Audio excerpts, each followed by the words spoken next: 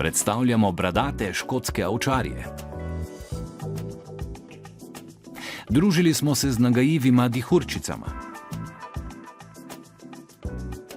Obiskali smo bolnike v ambulanti za male divje in eksotične živali.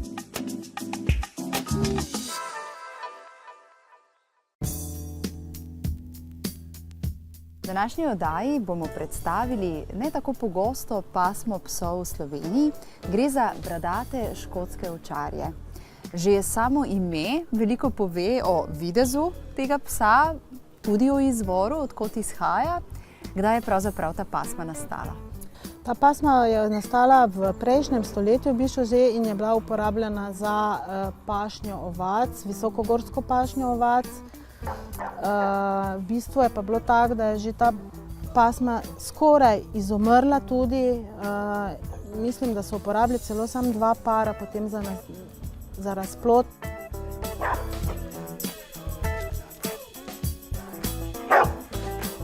Dlaka je tudi tista, ki jo najprej opazimo na tem psu. Torej, kakšna nega je potrebna za to dolgo dlako? Se striže, ne? Kako? Zdaj tako je, ne? Pse, ki jih uporabljamo za razstave, mi, ki jih razstavljamo, jih ne strižemo, ker ta dlaka v bistvu podari sam videz psa, lepoto psa.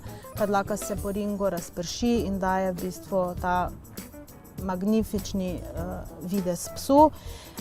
Je zelo dober pes tudi v agilitiju, tam pa se strižejo psi, zaradi same aerodinamike so hitrejši potem pri preskakovanju ovir. Tako da češe se, česanje je obvezno, razvozlavanje je obvezno, ampak pri pomoči dobrega orodja, dobrih sprejev, kozmetike, tudi to ni več problem. Zanimiva je tudi barva dlake. Vi imate samčka in samičko, različnih barv sta. Kako pa se barva dlake pri njih spreminja in v kakšnih barvah jih pravzaprav lahko srečamo? Srečamo jih v črni barvi, prav rjavi barvi, več odtenkov rjave barve, modra barva in pa ta peščena barva. Barva se spreminja, je ena redkih pasem, ki v svojem življenju večkrat zamenja barvo dlake. V tej, bom rekla, najstniški dobi, takrat se dlaka spremeni, kasneje se pa povrne, začne temneti in postaja približek pač tiste prejšnje izvorne barve. Te 4 barve srečamo, dovoljene so v bistvu z belino ali brez beline. Običajno je, da imajo take bele ovratnike, ni pa nujno. Špičke bele na repe, šapice so lahko bele. Če je ovratnik, ne sme bela barva presegati teh plečnih lopatic. Dovoljeni so tudi taki manjše lise na ličkih, notranji strani stegen in pa pod repkom, to je značilno. Tudi mi imamo 3 kužke, ki so trikolor, pravimo črni, tako da imajo pod repkom rjavo, kar bo pa s časoma tudi potem zbledelo, bo črno postalo. Pri vaši samički je zanimiva tudi barva oči. To je značilna barva v bistvu za to svetlo barvo, to je barva fawn, peščena jo imenujemo, ker je v bistvu tudi pigment svetlo, so tudi oči temu primerno svetle. Tako da ona je ravno zaradi tega atraktivna, ker ima pogled, jaz pravim, da gleda skozi.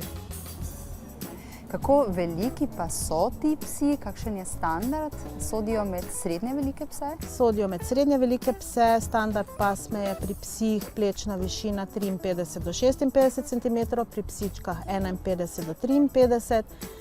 Kilaža je pač nekje za psičko okoli 22 kg, za samca lahko tudi 30 kg, za samčka, ki je mišično grajen. To pomeni tam, kjer je mišična masa, potem, da ni pes debel, da pes se vidi, da se giblje dosti, da pridobiva na mišični masi. Psičke so pa običajno tudi nežnejše, tako da tudi kilaža gre malo navzdol. So pa izredno, bom rekla, živi psi, ljubijo gibanje, skozi v movingu, tako da tudi za mišično maso pridobiti ni problem. Vi imate samčka in samičko, kdo sta, pa tudi mladičke imate? Ja, naš samček je iz Nemčije, iz psarne Midlands Corner, psička je iz Madžarske, zelo znane psarne Vuki Gang, zelo priznani vzreditelji obeh psičkov, tako da mi smo pa lani registrirali svojo psarno, Emilians se imenujemo, in smo se odločili iz ljubezni do same pasme, da bomo vzrejali to pasmo. To pomeni, da ne bi imeli samo vizualno lepih psov, ampak predvsem zdrave pse, ki zadovoljujejo standard in brez bolezni za nadaljnje, ne?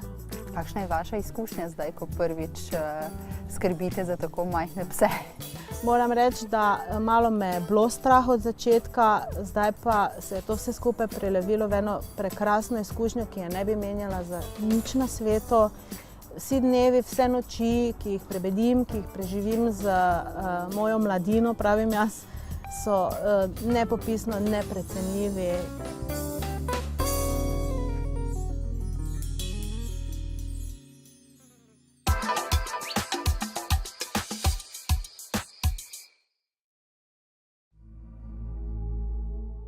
Za lastnike domačih ljubljenčkov ni hujšega, kot da na sebi odkrijejo alergijske reakcije, kadar so v stiku s svojo živaljo. Po raziskavah je 10% ljudi preobčutljivih na živali. Kaj nas pravzaprav draži?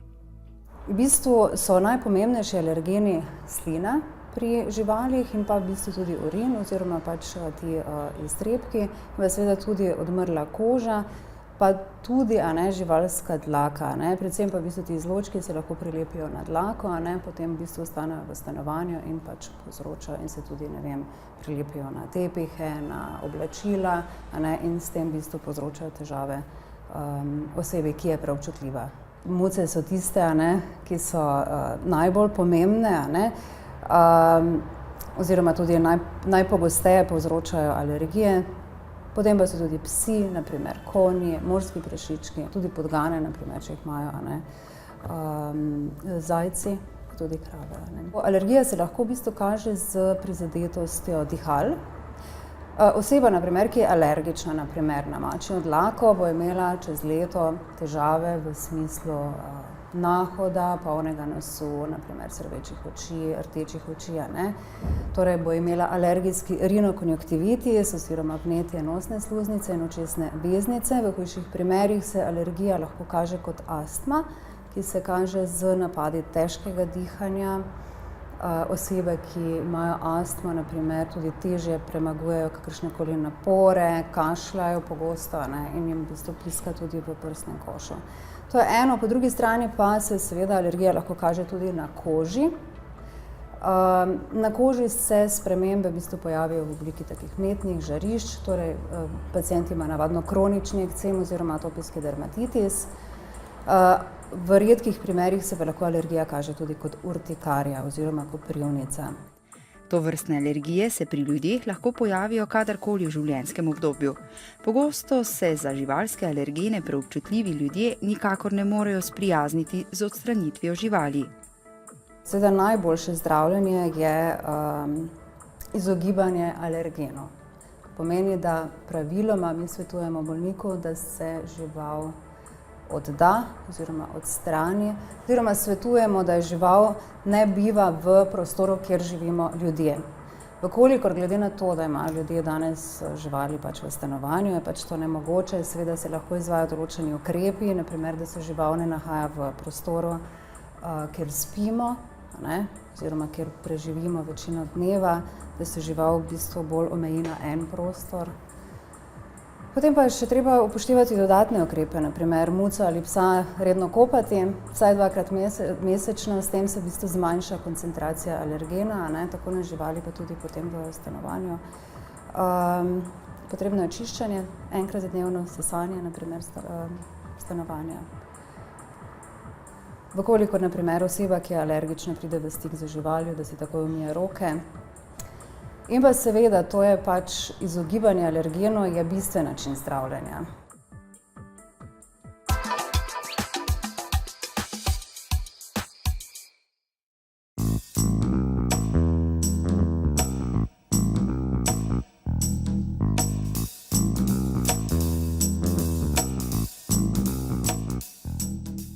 Gospodarja, obiskali smo vas, da spoznamo Tibi in Suri. Kdo sta Tibi in Suri? Tibi in Suri sta dihurki, obe sta punčki.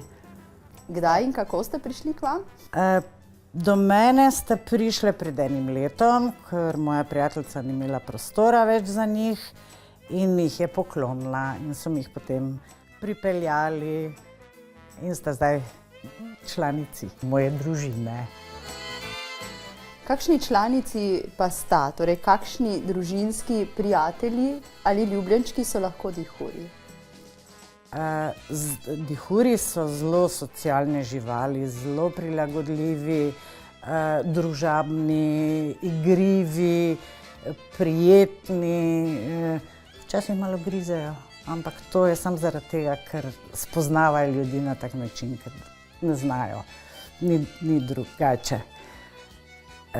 Sicer sodijo med katere živali, ki jih srečamo v naravi? So pa zverinice, prave. S čim jih hranite? Hranim jih pravzaprav z pripravljeno hrano, skupljeno hrano za dihurje. Občasno za posladek vsaj enkrat na teden dobite surovo jajce, surovo meso, sicer samo piščančje meso, ker drugo meso za dihurje, koliko sem jaz prebrala, ni priporočljivo, sploh ne svinjsko. Skratka, meso pa jajca dobite, pa kakšne priboljške iz trgovine seveda, ki so namenjeni posebej dihurjem. Pri vas živite v kletki, Ja. tudi spustite jih. Ja, Kako ja. to deluje? Se v kletki dobro počutite in koliko časa pravzaprav rabite takole na prostosti? Pravzaprav bi morali te male živali toliko, da vsaj 2 do 4 ure dnevno biti izven kletke, ne? Toliko, da jih spustim tu okrog 2 uri na dan sta zunaj, da se igrata, da vse pretakneta, da vse vrečke znosita, ponavadi jih spustim v kuhinji, ker je tam za njiju lažje, pa za mene tudi.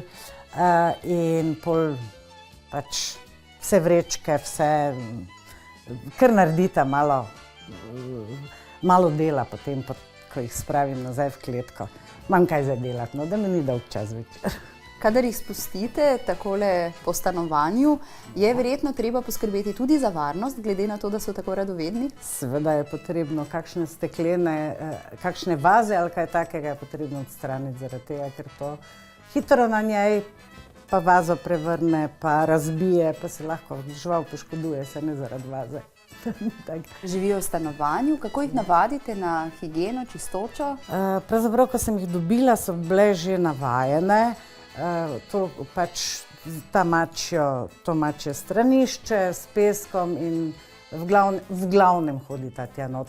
Je pa res, da ko sta pa spuščene, pač tudi tam v kuhinji imata eno mačje stranišče, v glavnem gresta tja, ampak tu pa tam ima tudi verjetno predaleč, pa morata še kje drugje spustiti kaj tudi.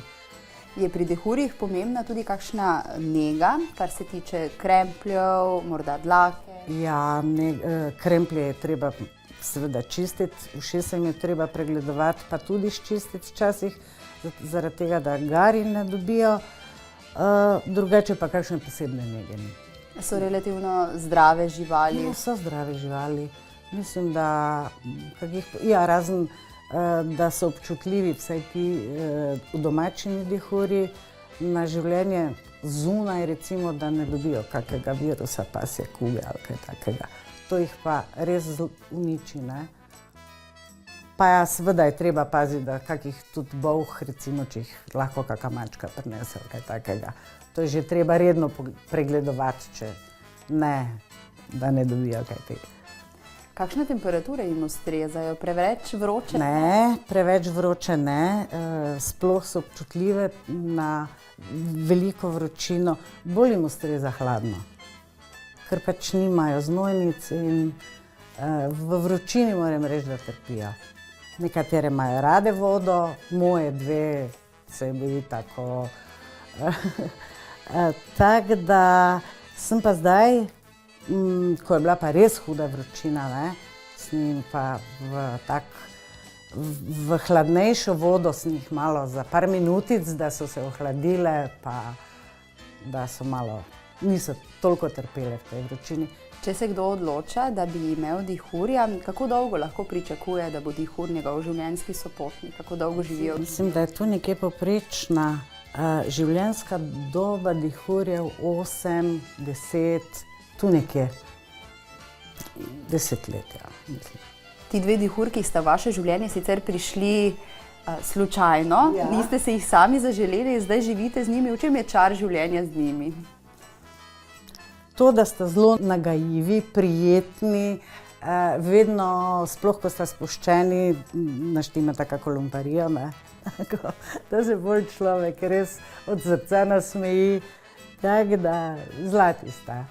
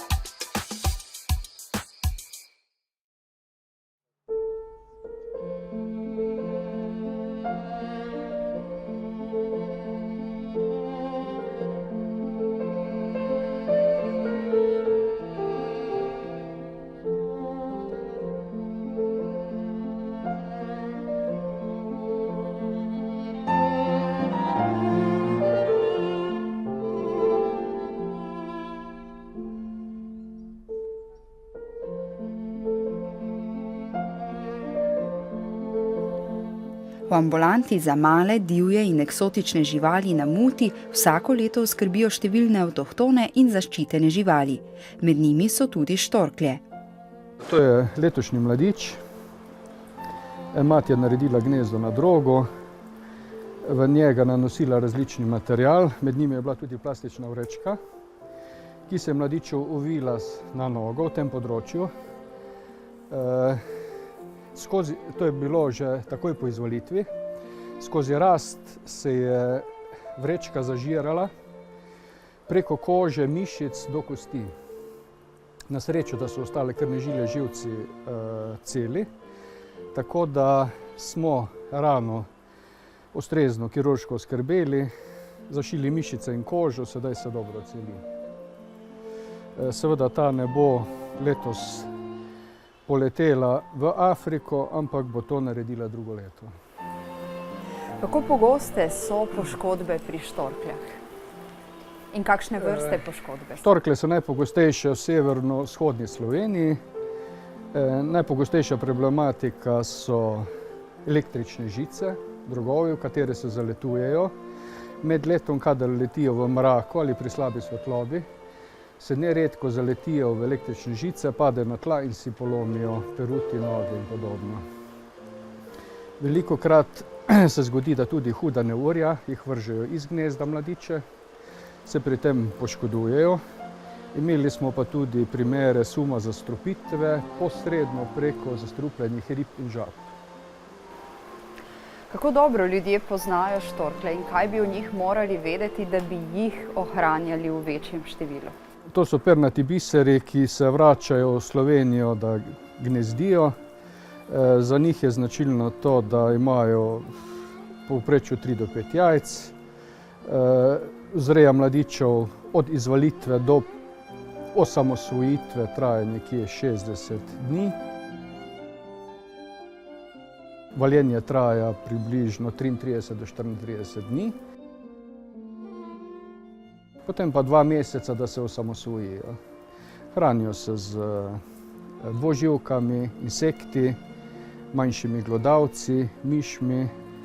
Seveda so del naše okolice, del našega ponosa, naše simbolike in je zelo pomembno, da ohranjamo njihove habitate čiste, neonesnažene, se brzdamo s kemikalijami za zaščito rastlin. Zelo pomembno pa je seveda, da imajo dosti miru, da ne posegamo v njihove habitate, jih ne plašimo in podobno. Letos smo imeli primer tudi strelnih ran. Pri štorklji dobili smo štorkljo, ki je bila polomljena, obe peruti in številne strelne rane v telo. Čeprav so to zaščitene živalske vrste, si nekateri kljub temu to dovolijo. Med zaščitene vrste sodi tudi vidra in tudi ta se je znašla med bolniki v ambulanti za male, divje in eksotične živali. Pri nas domuje že 2 meseca. Sprejeli smo jo poškodovano, imela je številne grizne rane po glavi in telesu, zadane s strani plenilcev. Možno je tudi, da je poškodoval pes.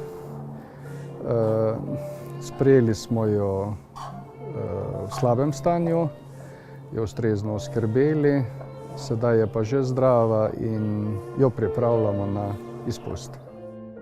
V naslednji oddaji jo bomo pospremili nazaj v naravo.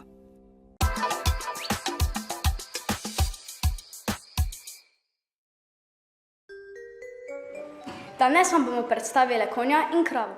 Konj in krava spadata v družino kopitarjev in prežvekovalcev. Sta veliki živali, imata dolg rep in lepo dlako. Konj je najpogosteje rjav, črn in bel, krava pa rjava in črna.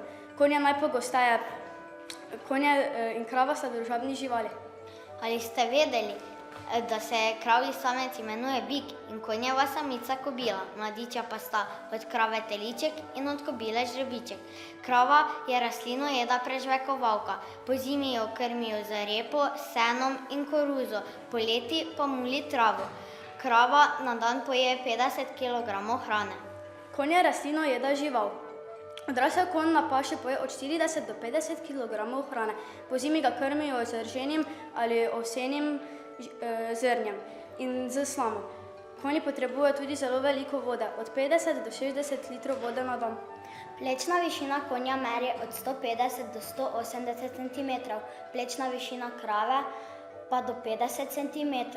Konj je lahko težek od 250 do 600 kg, krava pa do 400 kg.